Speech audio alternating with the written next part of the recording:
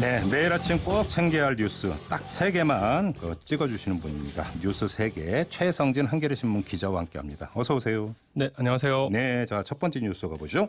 네, 고교 무상교육 오늘 첫발 되겠습니다. 네, 네. 예, 대부분 고등학교가 오늘부터 2학기를 시작하는데요. 네. 이번에 2학기를 맞는 고3 학생부터 무상교육이 시작됩니다. 아, 수업료와 학교 운영 지원비, 이 교과서비 등을 모두 정부가 지원해준다는 뜻입니다. 네. 네, 금액으로 치면 학생 한 명당 74만 9천 원씩 가계 부담을 덜게 될 것으로 보입니다. 일단은 고3으로만 한정이 되는 건가요, 대상이? 일단 올해는 그렇습니다. 그래요? 왜 그럼 고3으로만 지금 한정을 한 건가요? 무엇보다 예산 문제 때문이죠. 네. 고교 전학년을 대상으로 무상교육을 실시하려면 연간 예산 한 2조 원 정도가 된다고 하더라고요. 네. 그래서 애초에 당정청이 이 고교 무상교육 공약을 내걸면서도 첫 해에는 고3 그리고 그 다음에 고2, 3 그리고 그 다음 연도부터 예. 이 고교 전학년을 대상으로 무상교육을 실시하겠다. 네. 이렇게 단계적 실시를 추진을 해왔었죠. 네.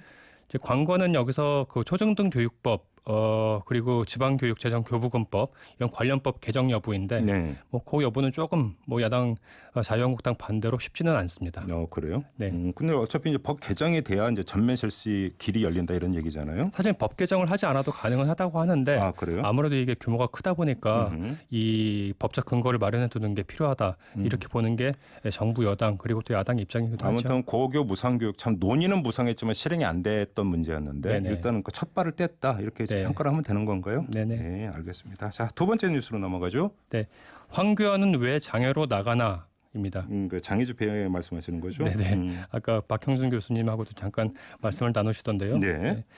어제 장외투쟁을 선언을 했고요. 이번 주 토요일이죠. 24일 이 문재인 정권 규탄 장외 집회를 다 광화문에서 열겠다고 합니다. 네네. 취임 6개월, 황교안 대표가 자유한국당 대표로 취임한 게 지난 2월이었으니까 이제 6개월이 조금 넘었는데 네네. 벌써 두 번째 장외 집회, 장외투쟁 선언이고요. 예. 황 대표 쪽이 밝힌 장외투쟁의 이유는 경제 파탄, 민생 도탄, 안보 붕괴 이렇게 세 가지입니다. 여러 가지가 이유가 있군요. 네. 아무튼 그러면 저 나가는 진짜 이유 뭐라고 봐야 되는 겁니까? 결국 자유한국당 내부에서도 이제 그런 비판이 나오고 있고 그런 지적이 나오고 있고 네. 그 언론들의 분석도 대체로 일치하는데 네. 원외 당 대표의 한계라는 겁니다. 즉 황교안 대표가 지금 현직 국회의원도 아니고 전직 국회의원도 국회의원 출신도 아니었고요. 네. 그리고 정치를 한 경험도 많지 않습니다. 네. 그러다 보니까 의회에서 국회에서 할 수 있는 롤이 사실상 좀 제한적이다라고 하는 현실이 하나 있고요. 예. 다만 이제 장외투쟁이 양날의 칼이죠. 잘 아시겠지만요.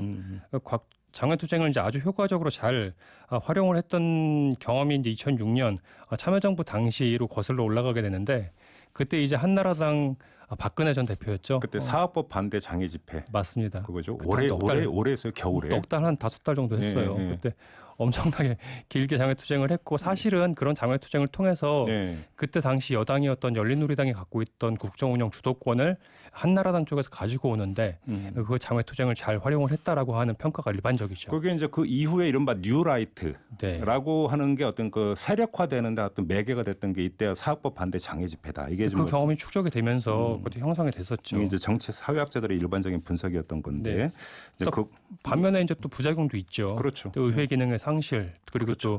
또 국회가 비게 되니까 네. 그만큼 또 공백이 생기게 되는데 네네. 의회 기능의 약화를 조장한다라고 하는 비판도 있을 수 있는데 이제 그 부분은 황교안 대표라든지 자유한국당 이제 몫인 거죠. 네. 예. 이제 반응이 어떻게 나오는가 이걸 좀 봐야 되겠죠. 네네. 그렇죠. 네, 알겠습니다. 자, 마지막 뉴스로 넘어가 볼까요? 네, 김정일 주한미군 주둔 필요성 언급 뭐 이렇게 제목을 붙여봤는데요. 언제 때 얘기예요, 이 얘기가? 이것도 오래전 얘기입니다. 한 네. 20년 됐는데요. 예. 어제 박지원 무소속 의원이 새롭게 이제 밝혀지게 됐고요. 이제 무소속 의원이 됐군요. 네. 무소속입니다. 대한신당 의원으로 불러달라고 그렇게 그토록 강조를 하던데. 언론들은 무소속 의원이라고 부르고 있던데요. 네, 아직 그 등록이 안 된 거죠? 네. 네, 네. 아무튼요.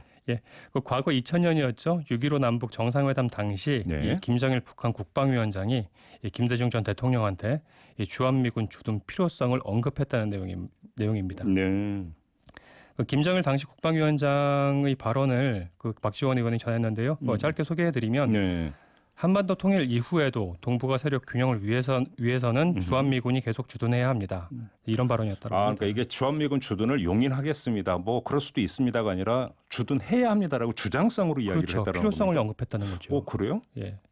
그래서 예. 이제 김대중 대통령이 아니 그런데 왜 주한미군에 대해서 그렇게 늘 세게 발언을 하십니까라고 했더니 국내 정치용입니다. 이렇게 여기서 대답을 국내랑 이제 북한을 얘기하는. 그렇죠. 근데 이제 실제로는 주한미군이 한반도에 주둔을 해야 된다. 네네. 이건 이제 동북아 역학장세 때문에 그렇죠. 이제, 중국도 있고 러시아도 있고 일본도 있고 예. 이런 나라들은 한국을 이제 우리나라를 병탄했던 역사적 경험이 있는데 네. 미국은 그런 경험이 없지 않느냐라고 예. 하는 그런 맥락까지도 설명을 했다라고 해요. 근데 그렇습니다. 근데 이게 좀 꽤 오래된 이야기인데 박지원 의원이 이 얘기를 왜 꺼낸 거예요, 근데? 그 시작은 어제 고 김대중 전 대통령 서거 10주기 추모식으로부터 이제 거슬러 올라가는데요. 네. 정동영 민주평화당 대표가 이런 말을 했습니다. 평양에서 김정일 위원장이 주한미군 철수를 주장할 때 네. 뭐 점점점 이런 표현을 담았는데 예. 이제 정동영 민주평화당 대표랑 요즘 사이가 아주 좋지 않죠. 네. 박지원 의원이 바로 갈라선 곧바로 거죠. 뭐 갈라섰잖아요. 예, 자신의 페이스북을 통해서 예. 정동영 대표의 추모사 중 팩트가 틀린 부분이 있어 제가 아는 대로 바로 잡습니다. 이렇게 얘기를 하고 예. 곧바로 반박을 한 거였습니다. 그래요? 네. 근데 아무튼 이제 박지원 의원이 왜 이런 이야기를 꺼냈는가도 중요하지만 네. 만약에 이게 이제 그 팩트라면 네네. 그러니까 지금 이제 뭐 일각에서는 이렇게 주장을 하잖아요. 이렇게 남북 관계가 이렇게 가다 보면 또 북미 관계가 이렇게 가다 보면 네네. 트럼프 미국 대통령이 갑자기 주한미군 철수 네네. 이렇게 들고 나오면 어떡하느냐. 그죠? 그다음에 또 북한이 주한미군 철수를 요구하면 그때 어떡할 것이냐. 뭐 이런 이야기가 이제 그 보수 일각에서 나오고 있는 것 아니겠습니까? 근데 제 기억에는 최근 들어서 뭐 남북 대화 국면도 있었고 한데 주한미군 철수를 북한에서 명시적으로 주장을 해왔던 적은 없었던 것 같아요. 최근에는요. 네. 예. 그게 아마도 이런 김정일 지금 김정은 국방위원장의 아버지인데 김정국 국무위원장의 의 아버지인데 네. 이때 이런 정상 간의 대화도 영향이 좀 있지 않았을까 하는 네. 생각을 좀 뒤늦게 해봤습니다. 알겠습니다. 자, 유튜브로 케이트리님이 황교안 대표 장외투쟁은 관심 끌기 아닌가요? 이런 의견을 보내주셨고요. 그다음에 유튜브로 역시 초코모카님. 무상교육, 고교 무상교육하면 전체 평균이 올라가니 좋은 건데라고 하셨는데 앞에 좀 있는데 요즘 인용하기가 뭐하고 어떤 뜻으로 이런 의견을 보내주신 건지는 모르겠습니다만 아무튼 평균이 올라간다 이렇게 말씀을 해주셨습니다. 자, 뉴스 세계 이렇게 마무리하겠습니다. 최성진 한겨레신문 기자와 함께했습니다. 고맙습니다. 네, 고맙습니다.